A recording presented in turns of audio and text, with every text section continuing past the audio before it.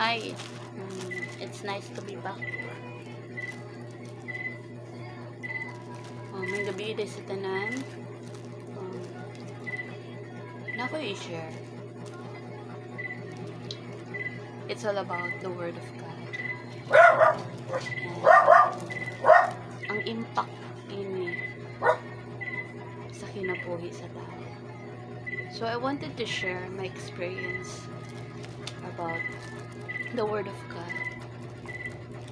Before ako nang basahan ang Hebrehanon 4 verse 12. Kay ang pulong sa Dios buhi ug maabtik ug masait pa kaysa bisan unsang espada nga duhay sulab. Modulot kini hangtod sa kinahilad-man sa kalag ug sa espiritu hangtod sa dapit diin nag-abot ang lutahan ug ang kauyukan. Nag-usisa kini sa mga tinguha ug hunahuna sa kasing-kasing sa tao. So to God be all the glory. Ang Ginoo magapanalangin sa inyong pulong. So, gusto na ko i-share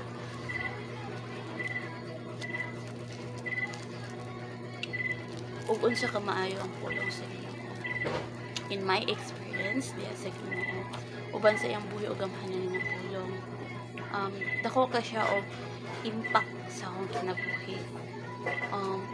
Naghatag siya og kabag-uhan sa akong hunahuna, sa akong kasing-kasing, mga prinsipyo na ako sa kinabuhi, gibag-o ni pinaagi sa pulong sa Ginoo. Kaya ang tanan mangyud adunay mga prinsipyo. Iya ta og prinsipyo. Pero pag sa word ta ni God magbase, mahimong usara atong prinsipyo. Ang kanarang pagpangalagad sa Ginoo. Sa dili na ko ikaulaw ang pulong sa Ginoo. As you can see, nag-share ko og mga pulong sa Ginoo, mga videos about the Word of God. Kay nagtuo ko nga naagyoy gahom ang pulong sa Ginoo. Kaya niya i-transform ang usa ka tawo. Kaya niya i-transform ang usa kadautan nga klase sa tao. Kaya niya i-transform ang tanan. Kay diha sa Ginoo walay imposible. Busa, I'm so glad and so thankful na na-encounter na ako or nakaplagan ako si Jesus. Ang pinaagi sa iyang pulong, naghatag yun siya og hayag, naghatag siya og kagawasan sa mga daghang gapo sa akong kinabuhi. Daghan tayo. Nagtuo ta nga kanang mga butanga, kanang mga buhata natural lang sa toa, pat diha day sa Ginoo naghatag day siya og dakong sala. Ug ang pulong sa Ginoo naghatag og kasulbaran. Naghatag siya og kasulbaran unsaon nimo nga makaduol ka sa Ginoo, unsaon nimo pag hinulusol, unsaon nimo magpuyo nga matarong, unsaon nimo pagpangalagad sa Ginoo, unsaon nimo pag kinabuhi ubos sa grasya sa Ginoo. Naghatag siya og information. Dili lang information, naghatag pod siya og transformation. Transformation sa kasing-kasing ug sa hunahuna. Sa dako na akong pasalamat. Ipahinambugin ako ang pulong sa Ginoo nga may naghatag og kabag-uhan sa akong kaugalingon. Siguro mga istorya ang uban nga wala may nabago. Pero sa kuwada ko kaayo. Labi na gyud sa akong mga prinsipyo sa kinabuhi. Gibag-o na sa Ginoo, pinaagi sa iyang pulong. Una na akong prinsipyo sa una is dili ko magpakasal, kay murag gihapon magbulag, dili ko magpakasal kay magbulag naman gani gihapon bisag ikasal na. O ingana bitaw nga mga prinsipyo, tawhanon nga prinsipyo. Pero diha di atubangan sa Ginoo. Dako uday kaayo siyang sala. So pasalamat ko sa Ginoo sa iyang pag-change sa akong kasing-kasing. Gusto ko muna og dali na pod sa pagsimba. Anong prinsipyo na ako sa una nga okay ra dili mo adto og church, okay ra dili mo apil og tigom kay nagtuo man ko nga naay Ginoo. Pero sa ngadto nahibaw-an ako ang kamatauran. Walo di ka moy. Kawang ang imong pagtuo kung walay buhat. Moy. Useless imong pagtuo sa Ginoo kung wala kay gibuhat. Useless imong pagtuo sa Ginoo kung wala kay binuhat. Busa dako kay kung pasalamat gid sa Ginoo. Dili lang kay kana daghan nga klase. Mga batasan, mga sala nga naana ako. Gipakuha na sa kwa sa Ginoo. Inaagi sa iyang pulong. Ang pulong sa Ginoo, ang Biblia. Maila nato diri ang Ginoo.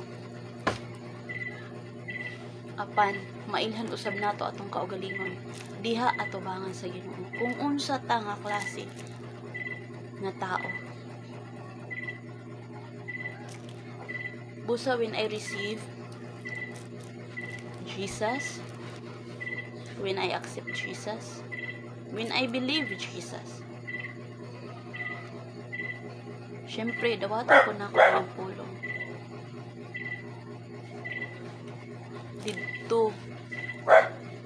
Ug ako pong gipangandoy ang kabag-uhan sa akong kinabuhi. Wala ko nangandoy nga kanang mga material things, but I guess more on spiritual things, spiritual beliefs. Kaya nagtuog ko nga dunay langit. Mas focus ko karon sa panglangit. Kay diri sa kalibutan kuan raman siya temporary lang, ug ang permanent ginato dito sa langit.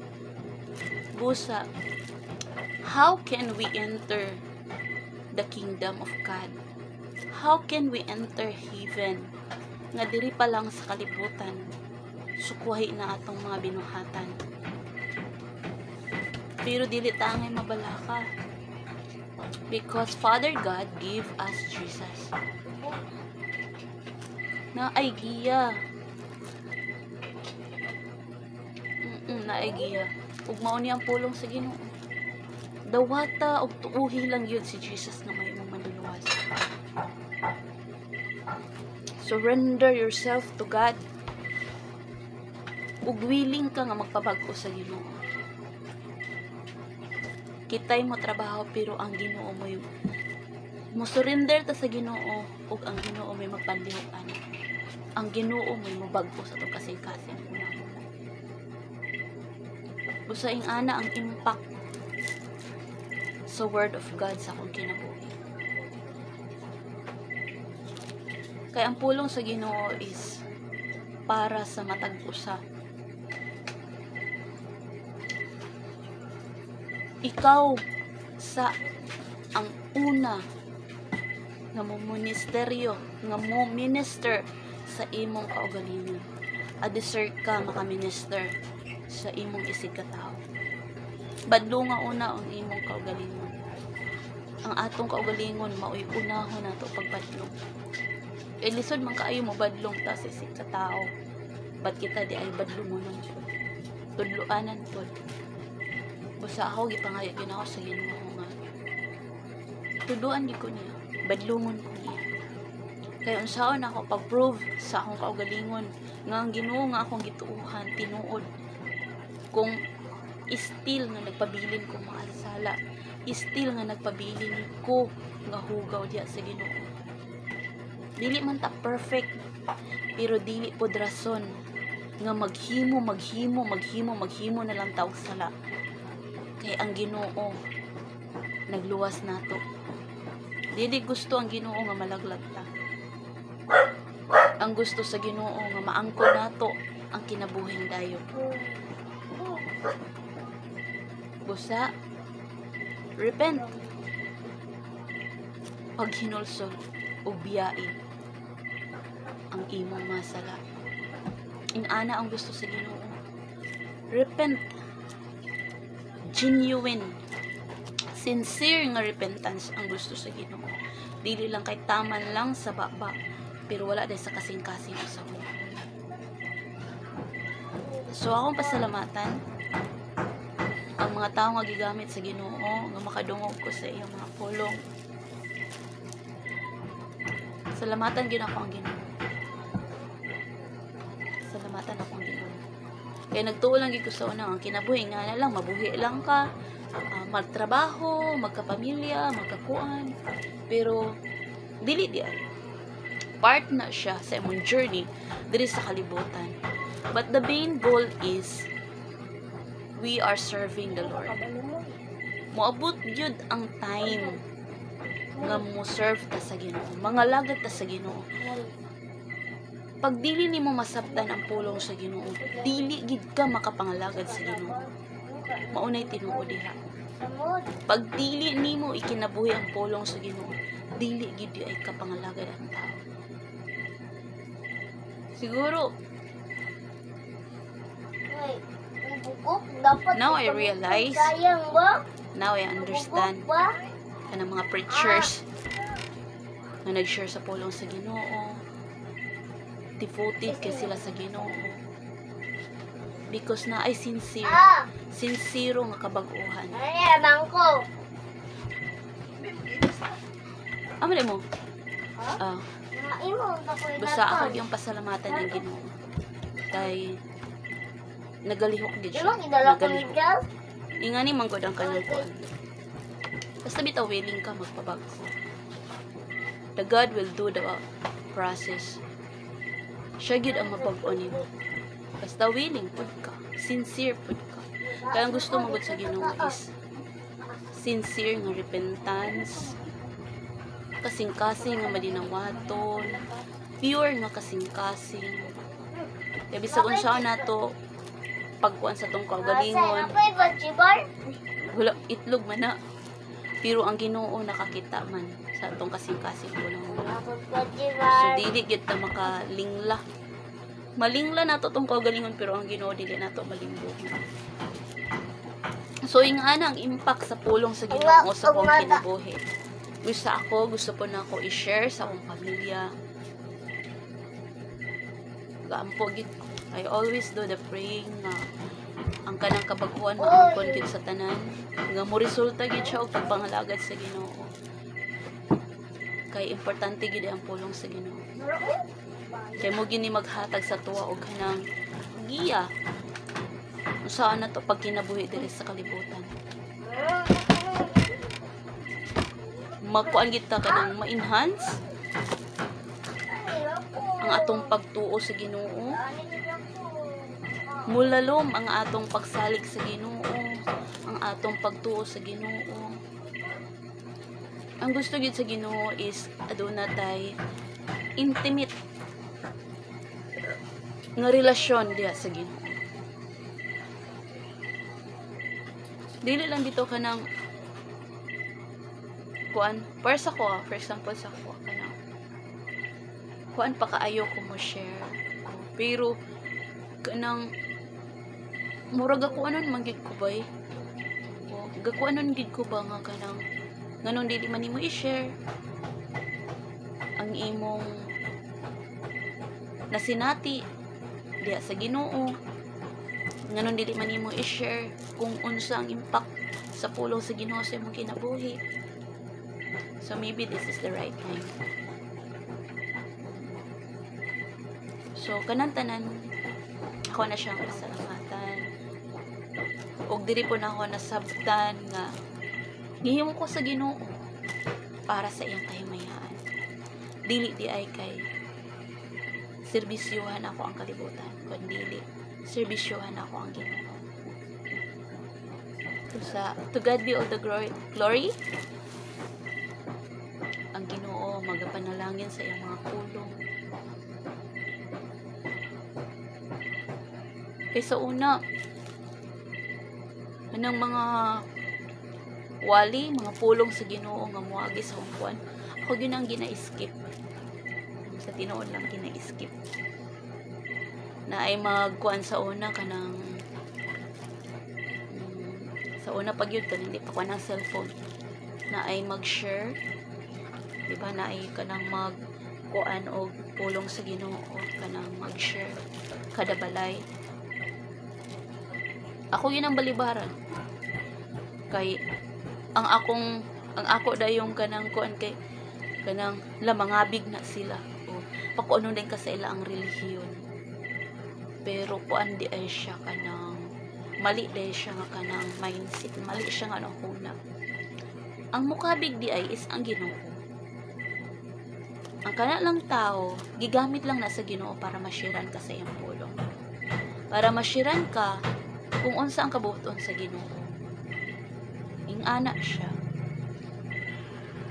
Dili siya usik sa imong time. Makahatag siya og kaalam. Kaya nga na kung kwan sa una. Dili sa ako kay kanang naglaba ko. Mali dito siya nga kanang tubag. Siguro kay nagkuan ra manggod ta og kanang kuan, tao ang nag-deliver sa maong message. Oo mo nang mobalibad ta. Pero what if ang God na gyud may mo-deliver sa message? What if ang Ginoo na gyud na sa mga atubangan nga mo share sa message? Aya pa ba ka mutuo? Aya pa ba ka mutuo sa Ginoo? Aya pa ba ka mutuo sa iyong pulong? Diba? Nag-ingon gyud ang Bible nga mas bulahan ang tao nga mituo nga wala makakita sa Ginoo. Usa dalaygon gyud kayo ang Dios. Ug unsa siya ka maayo sa atoa. Dili pud ko nakakaton nga kanang wala day ako dili day ni ako kanang igo lang ko gigamit sa Ginoo. Kaya ang gusto sa Ginoo gamiton kaniya para ma-share nimo unsa ka maayo ang Ginoo sa imong kinabuhi. Dili kay para maipahinambog nimo imong kaugalingon nga mauna imong na-achieve pinaagi sa imong ka-bright, pinaagi sa imong kakugi, pinaagi sa imong trabaho, na-achieve na nimong tangan tungod sa imong kaugalingon. Dili di ang gusto sa Ginoo na-achieve na nimo kay piniyalan ka sa Ginoo. Maayo ka nga piniyalan sa Ginoo. Usa daghan kayo kung nakatuanan diri sa pulong sa Ginoo. Kanang mga pagbadlong bitaw sa kaugalingon na kanang abinako, umayan na bitaw abinako, ako ani puta na to self-righteous. Nang pag-ilagid sa kaugalingon. Dili di ay. Ang gusto sa Ginoo mailhan nimo unsa ka maayo ang Ginoo sa imong kinabuhi. Ako na-realize na ako sa kadaghan nga miagi sa akong kinabuhi. Dili lalim gyud ang akong mga nagi. Kanang moabot na sa point nga suicidal. Nakagigipon ko na suicidal. Pero to God be the glory, wala na siya naitabo. Kay naay Ginoo nga gapandiok sa ko. Naay Ginoo nga nagbadlong na ako. Naay Ginoo nga mura bitaw kanang gadasig na ako sa panahon nga ako naa sa kagulanan. Nasayod ang Ginoo. Siguro ang mga tao nga nasa akong palibot nakaila sila sa ko, pero mas naapay, mas nakaila na ako. Kung mauna ang Ginoo. Basta salamat di kayo. So karon naka-realize ko o pasalamat ko sa Ginoo kay iyang gipa-realize na ako nga all these years para di ko sa kay mayaan. dili ko para sa kalibutanon lamang, kundi para ko sa kaymayaan sa Ginoo. Salamat kay kayo. Thank you kayo, Lord. Wala ko ni mo pasagdi. Salamat kayo. Busa ang pulong gid sa Ginoo is maka-inspire, makadasig. Basta mo tuo ka. Dili ka makaingon nga nagtuo ko og Ginoo pero dili ka motuoan. It's useless. Useless. Mutuo gani ka og Ginoo. Mudawat pud ka sa iyang pulong. Mo na ang tinuod niya. Kay kini siya kibali ang mufid nimo. Oh. May layla nimo ang Ginoo. Number 1. May ila nimo ang imong kaugalingon. Naa diri tanan. Everything nga imo gikinahanglan naa sa pulong sa Ginoo. Busa ako taas pa kayo nga panahon. Taas pa kayo nga panahon nga kanang dili man ko kabalo sa mga verse, di pa kay ko ka-memorize sa mga verse, pero tsada kay impact ang pulong sa Ginoo. Basta imo ni kinapangit. Mga pagsulay, mga trials, imo na siyang ma-encounter. Basta naa kay Ginoo. Diyan ta mo mawadan og paglaom kay Jesus is the living hope. So, mara na siya guys. Dili ko maulaw sa pag-share sa pulong sa Ginoo. Kay mo niyo naghatag ka na ako kabakuan. Mo niya naghatag ka na ako og giya. How to live in this world. How to live in the presence of God. Usa ko yung ina-encourage ang tanan. Bisag unsa man atong relihiyon. Let us read the Bible. Let us read His words. Or naman sa social media karon nga gawa ka preach about sa pulong sa Ginoo. Bisan once in a week lang maminaw ta. Someday you will understand the will of God. So God bless everyone and good evening.